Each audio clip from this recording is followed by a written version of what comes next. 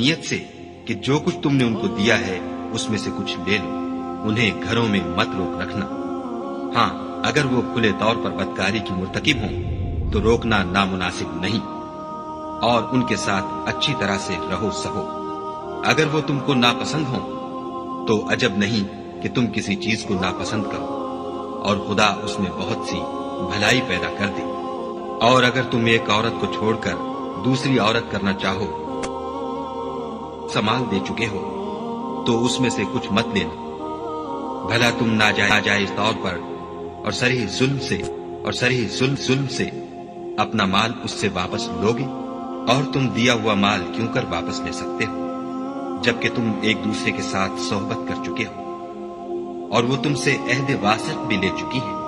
اور جن عورتوں سے تمہارے باپ نے نکاح کیا ہو ان سے نکاح نہ کرنا مگر جاہلیت میں جو ہو چکا